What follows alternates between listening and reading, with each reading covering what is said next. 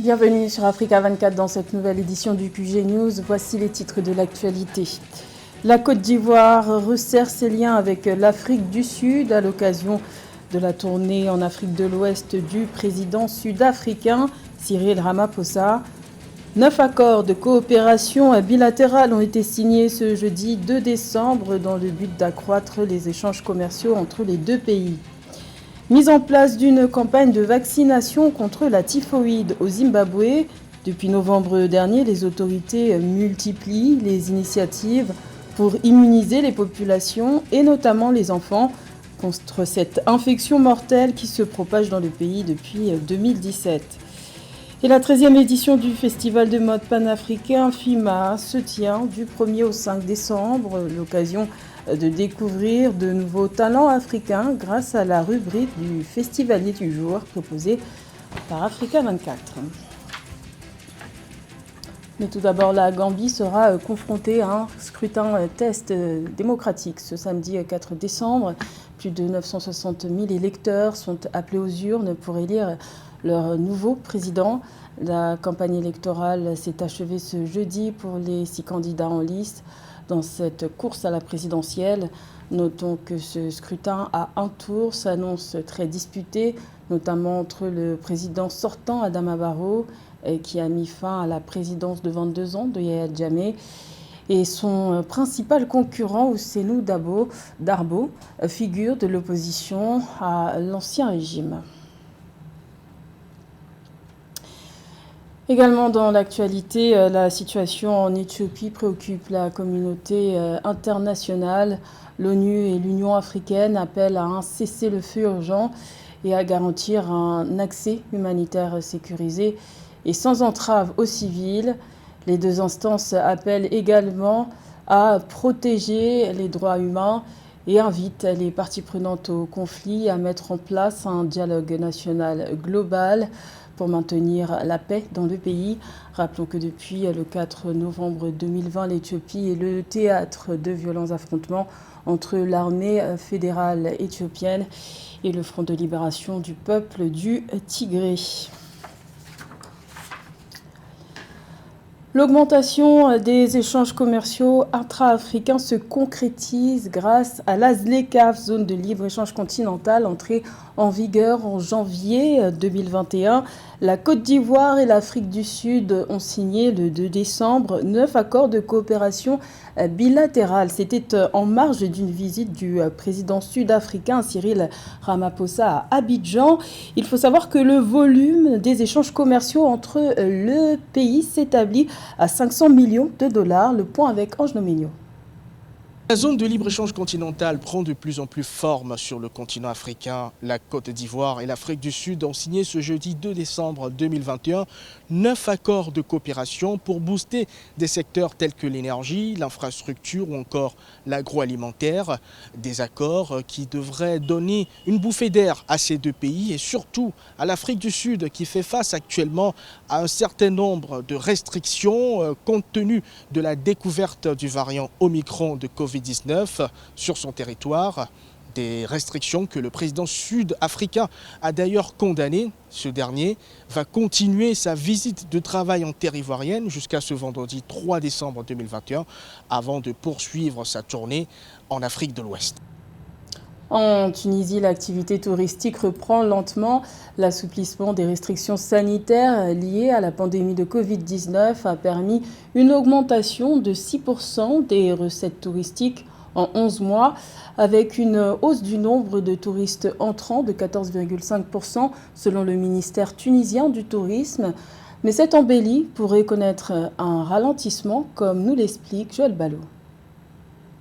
Malgré la pandémie persistante à coronavirus, le nombre de touristes arrivés en Tunisie entre janvier et novembre 2021 a augmenté de 14,5%. Ce pourcentage se traduit par la différence d'entrée touristique qui en 2020 était de 1 835 076 contre 2 101 534 en 2021. Une embellie qui se ressent aussi sur les recettes touristiques en hausse de 6% à un mois de la clôture de l'année.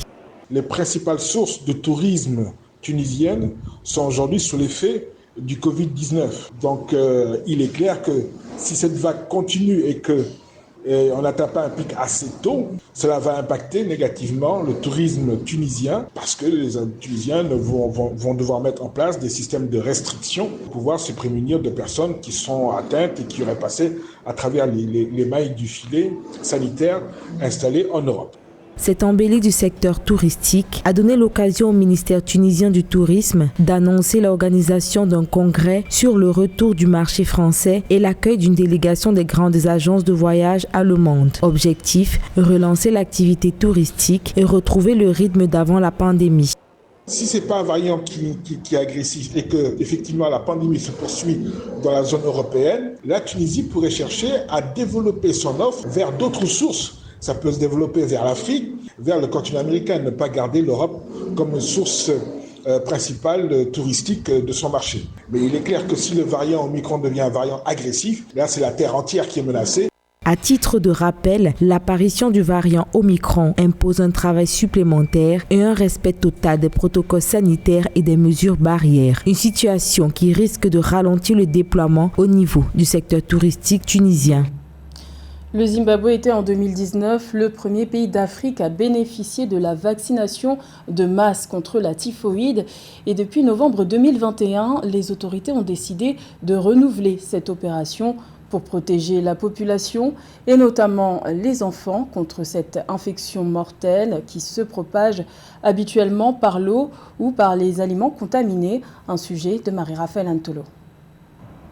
Au Zimbabwe, les autorités veulent immuniser les populations contre la typhoïde via l'administration du vaccin conjugué contre la typhoïde. Selon des sources médicales, l'épidémie se montre résistante à la ciprofloxacine, médicament de première intention pour le traitement de l'infection dans le pays. Ainsi, depuis novembre 2021, des campagnes de vaccination et de sensibilisation sont organisées à cet effet sur l'étendue du territoire.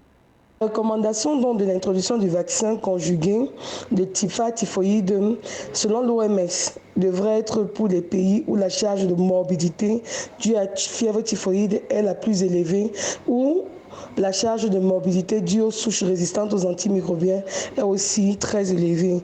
Malheureusement, le Zimbabwe remplit ces deux critères. En plus donc de l'épidémie saisonnière, le pays a donc connu un niveau élevé de résistance à la première ligne standard de traitement antibiotique. La dernière campagne de vaccination en date contre la typhoïde au Zimbabwe est une campagne de 10 jours qui visait des millions d'enfants âgés de 9 mois à 15 ans et qui a par ailleurs abouti à la vaccination de plus de 4 millions d'enfants contre l'infection. Des campagnes vaccinales sont par ailleurs annoncées par les autorités qui visent une couverture nationale pour réduire tous les risques d'infection à cette maladie.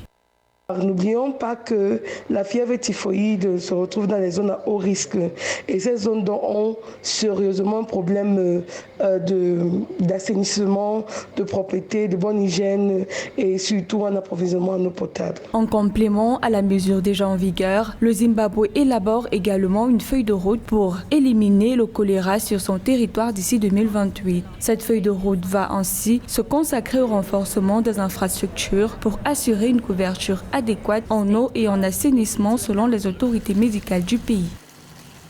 Le Niger accueille depuis le 1er décembre le festival de mode panafricain FIMA dans sa capitale Niamey. Cet événement créé en 1998 donne l'opportunité aux talents africains de s'exprimer. Parmi les talents présents, il y a notamment la créatrice de mode Monique Élysée. Elle s'est exprimée au micro de notre correspondant Sadou Élysée Mokhtar. Bienvenue chers téléspectateurs d'Africa 24 dans ce premier numéro du Festivalier du jour. Festivalier du jour enregistré depuis Niamey, la capitale nigérienne, dans le cadre de la 13e édition du Festival international de la mode en Afrique FIMA. Pour ce premier numéro, Festivalier du jour reçoit Madame. Je m'appelle Monique Élysée, je suis créatrice de mode nigérienne. Ma marque c'est Nika Créa. Je fais de la production de vêtements. Alors, nous sommes là au stand de Nika Créa, au FIMA, au CCFN. En tant que designer, je défile aussi, je ne tiens pas qu'un stand. En tant que designer, je défile sur des vêtements d'enfants et sur des vêtements d'adultes. Alors, parlez-nous, quelle est la particularité des produits que vous avez ici? Alors, en tant que designer, je fais des vêtements pour des enfants et des femmes. un peu de chemise parce que j'ai pas du tout d'inspiration pour habiller les hommes, mais ma spécialité c'est des vêtements de dames et des vêtements d'enfants. Donc vous allez retrouver dans mon stand ces types de vêtements-là, style européen, style africain, un peu de tout parce que c'est de l'art, il faut s'adresser à tout le monde. Et j'ai aussi des petits t-shirts qui font la promotion du pays avec de la broderie 227, la carte du Niger, etc. Voilà. Voilà, chers téléspectateurs, c'est tout pour ce numéro de Festivalier du jour. À bientôt sur Africa 24. Dans le reste de l'actualité, la 25e édition du championnat du monde féminin de handball 2021 se tient en Espagne du 1er au 19 décembre. Sur les 32 sélections qui prendront part à cette compétition, 4 équipes représenteront le continent africain. Il s'agit du Cameroun, de la Tunisie, du Congo et de l'Angola, meilleure nation africaine de handball qui enregistre sa 15e participation. Les matchs à suivre ce vendredi sont Russie, Cameroun et France-Angola. À la rencontre à présent d'un jeune sportif aux grandes ambitions, il s'appelle Bakary Samaké. Ce jeune athlète d'origine malienne travaille d'arrache-pied pour réaliser son rêve, devenir champion du monde. À 17 ans, il est déjà professionnel, mais à l'étranger, car en France, cela est interdit avant la majorité. Son portrait à découvrir avec José Douglas. Bakary Samaké, un nom à retenir. Ce jeune malien nourrit toujours l'espoir de devenir un grand boxeur et navigue entre la Belgique et le Luxembourg pour débuter sa carrière professionnelle. Il a déjà enregistré 6 victoires en 6 combats, dont 4 par KO. Il aurait pu choisir le basket avec sa taille. J'ai commencé la boxe à l'âge de 8 ans.